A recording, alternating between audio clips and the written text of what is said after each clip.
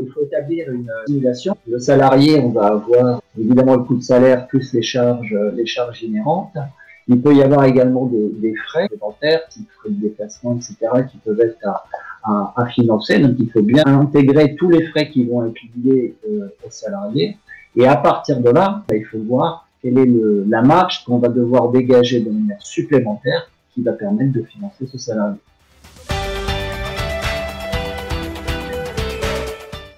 On peut très bien avoir l'embauche d'une salariée administrative, mais aussi on peut avoir l'embauche d'un salarié qu'on appelle productif, parce que lui, il va permettre de générer des heures que le patron va pouvoir facturer. C'est pour ça qu'on les appelle productifs. Ça ne veut pas dire que les autres ne font rien, ça veut dire simplement que leurs heures ne sont pas vendables. On va renseigner le coût des salariés, qu'ils soient par exemple administratifs ou qu'ils soient productifs, le mécanicien dans notre exemple. On va donc générer des heures qui vont être facturables au client, puisque ce mécanicien va faire des interventions sur les véhicules. Et on va générer également des charges qui vont être liées à l'embauche de ce mécanicien.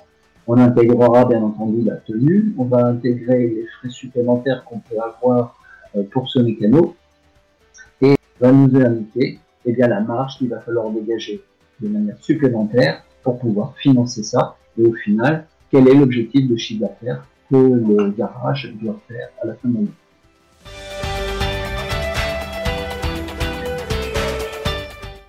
C'est la prévention du risque, dans ce cas-là, qui est le plus important, parce que quand on embauche quelqu'un, on prend déjà un risque, ne serait-ce que sur ses compétences, enfin voilà, après, ça c'est la partie recrutement, mais par contre, effectivement, financièrement, il y a toujours un risque.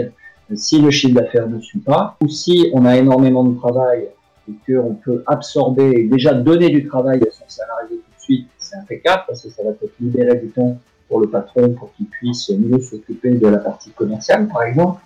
Et dans le cadre de ce mécano, il va générer des heures, et donc on sait que ça va générer du chiffre d'affaires, qui nous permet de faire cette simulation, intégrant l'augmentation de chiffre d'affaires, liée aux heures du mécanicien, et intégrant également la charge qui est liée à la rémunération du mécanicien.